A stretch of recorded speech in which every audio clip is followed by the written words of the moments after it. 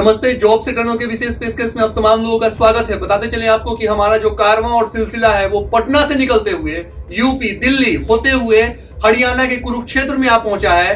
बताते चले आपको कि हिंदुस्तान के जितने भी प्रमुख राज्य हैं पूर्वोत्तर भारत में, उन तमाम राज्यों के आला अधिकारी, वरिष्ठ नेताओं से अपनी बात की, पूछा कि एसएससी जीडी कैंडिडेट के साथ जो घटनाएं घट रही हैं इससे आप कितना इत्तेफाक रखते हैं। इसी पेशकश में इस वक्त हम कुरुक्षेत्र में हैं। कुरुक्षेत्र जिला परिषद के पूर्व चेयरमैन प्रवीण चौधरी जी हमारे साथ हैं। बताते चले आपको कि हम इनसे करेंगे बात, इनका स्वागत करेंगे, लेकिन और जानने की कोशिश करेंगे कि जिस तरीके से हिंदुस्तान में रोजगार को लेकर के मुहिम चलाई जा रही है, युवा जिस तरीके से बेरोजगार हैं, बदहाली की जिंदगी को जी रहे हैं, आप कितना इत्तेफाक रखते हैं। हरियाणा की सरकार, विपक्ष की पार्टियां, हरियाणा के लोग क्या सोचते हैं, ये सब कुछ जानने की, टटोलने की कोशिश करेंगे। प्रवीण जी, स्वागत है आपका।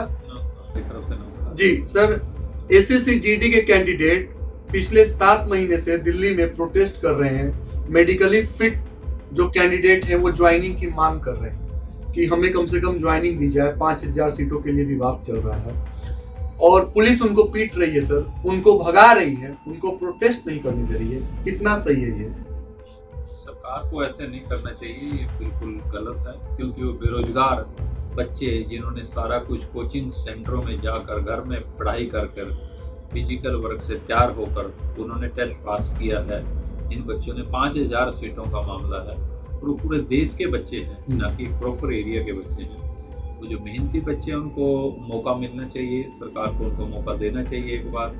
और रही बात दोबारा मौका मिलने की, बहुत से ऐसे बच्चे हैं जिनकी एज ही निकल जाएगी, तो वो बच्चे दोबारा शायद नंबर ना पड़े।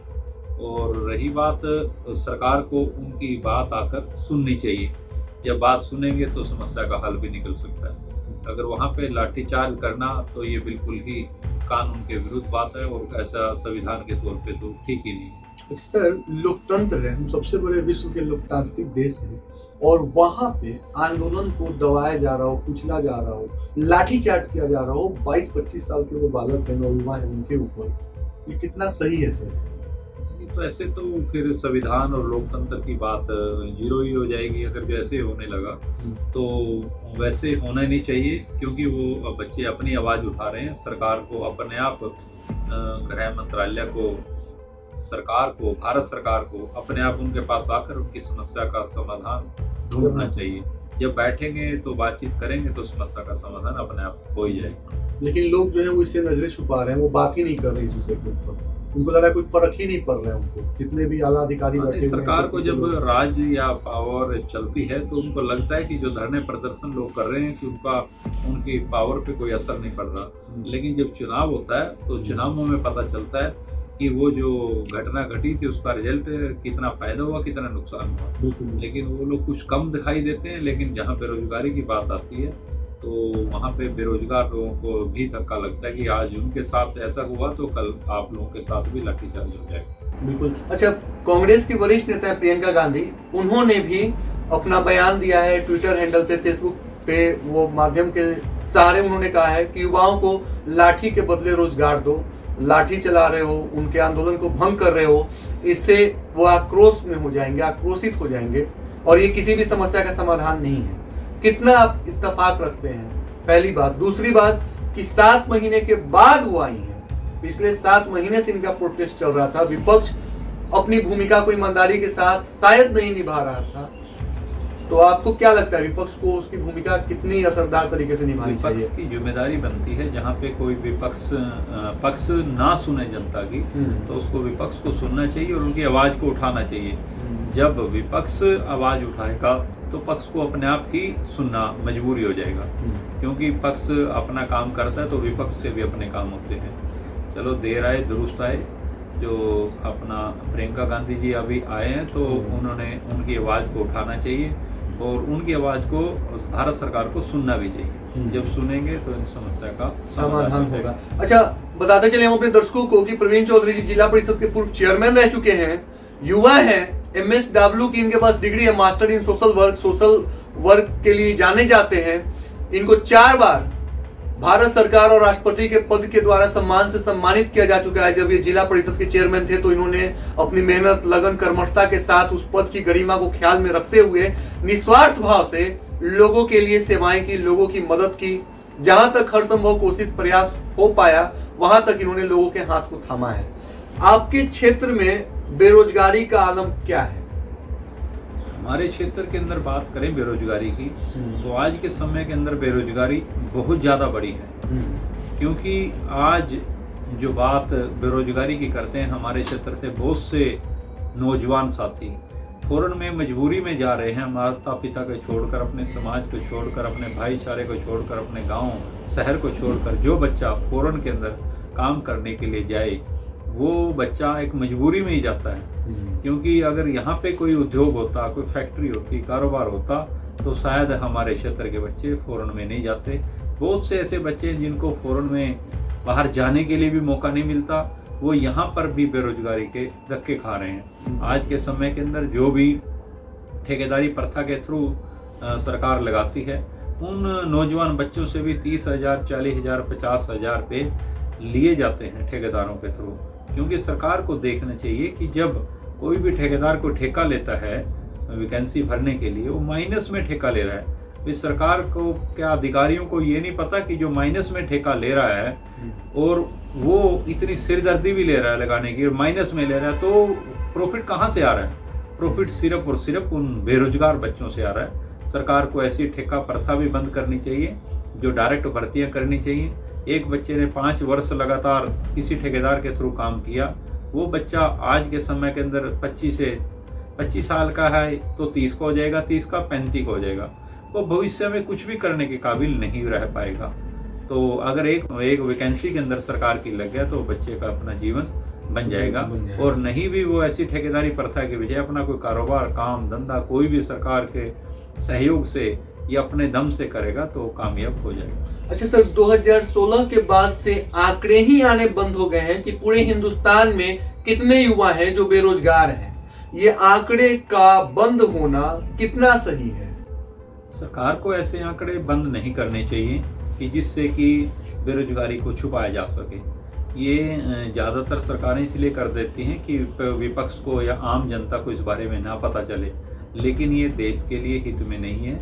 क्योंकि अगर हमारे देश की बेरोजगारी का पूरे देश में नहीं पता होगा, इंडस्ट्रियल लोग या जिसने कोई कारोबार करना है, फैक्ट्री लगानी है, अपना कोई कारोबार का प्रयास कर रहा है कि लगाना है, उसको क्या पता होगा कि उस क्षेत्र के अंदर कितने बेरोजगार हैं और किस किस क्वालिफिकेशन के नौजवान हैं।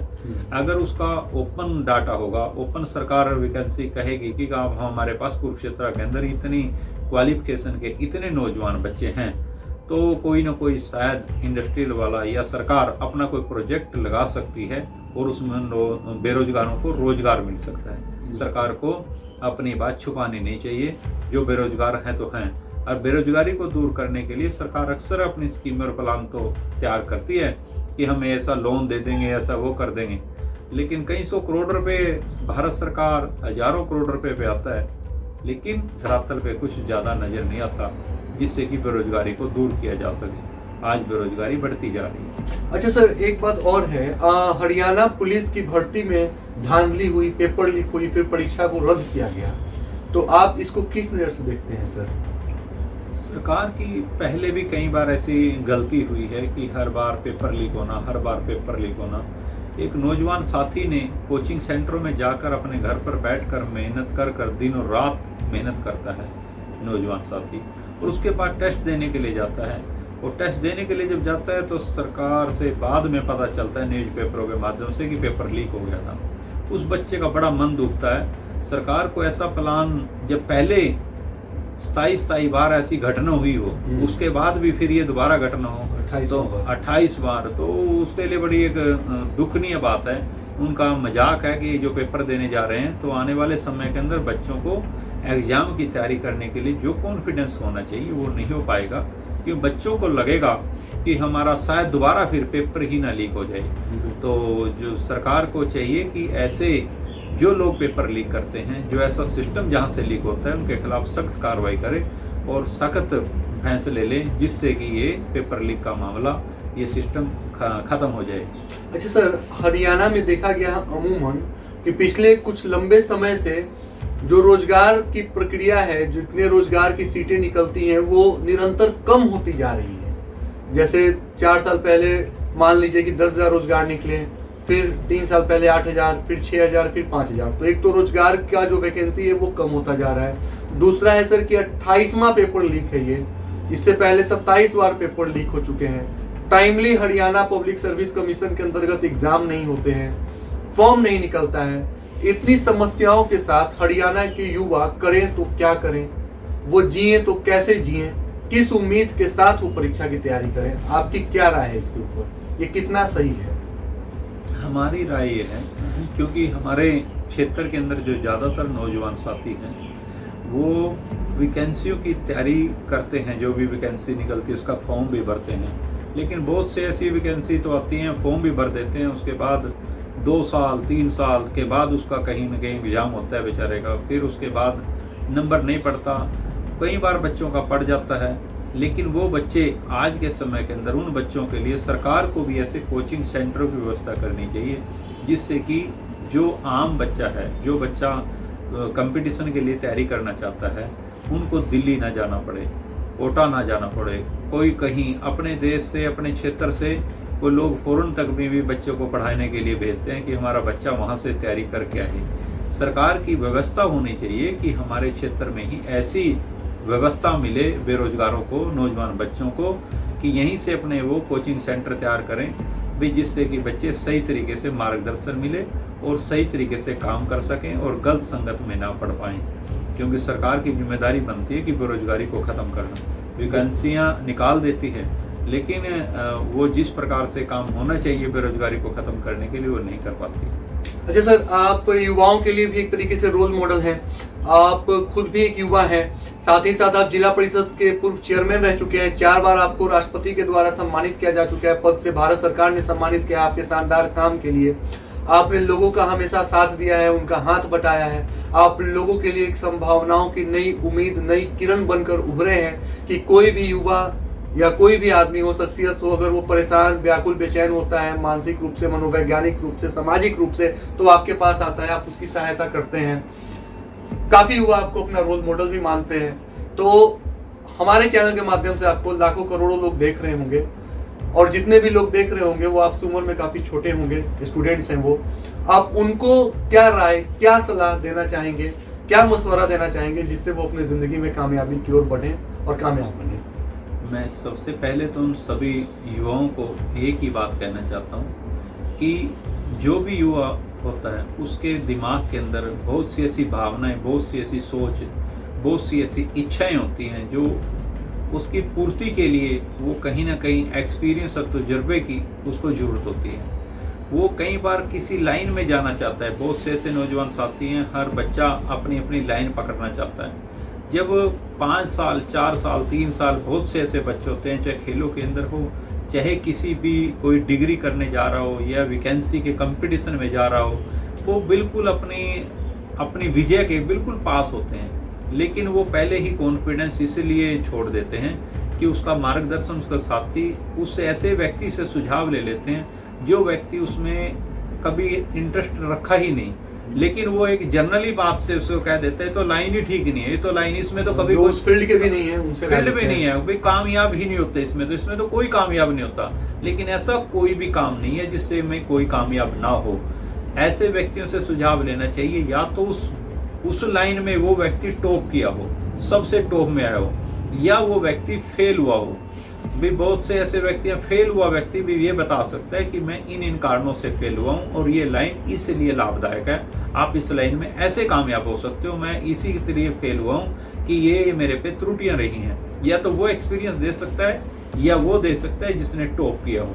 तो बीच वाले या जो उस लाइन के आदमी ने, उससे कभी भी सलाह, विचार विमर्श नहीं करना चाहिए और परमपिता परमात्मा का ध्यान करके निस्वार्थ भाव से कर्म करना चाहिए। ऐसा कोई व्यक्ति नहीं है सृष्टि के अंदर जिसने निस्वार्थ भाव से काम किया और वो कामयाब ना हुआ हो। अपना कर्म पे विश्वास करना चाहिए, जो बच्चा कर्म करेगा उसको हमेशा ही तरक्की और मान और सम्मान मिलेगा। तो सर, आपने अपना कीमती वक्त निकाला हमारे दर्शकों के लिए, हमारे विद्यार्थियों के लिए, आपका तहे दिल से शुक्रिया।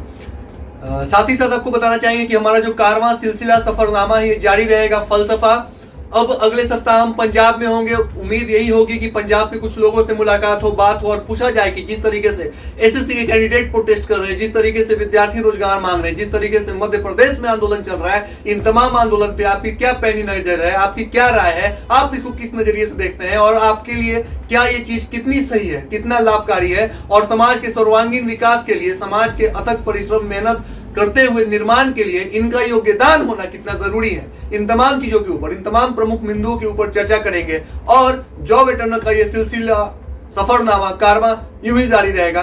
कार्यक्रम अच्छा लगे तो इसे लाइक शेयर सब्सक्राइब जरूर करें। धन्यवाद।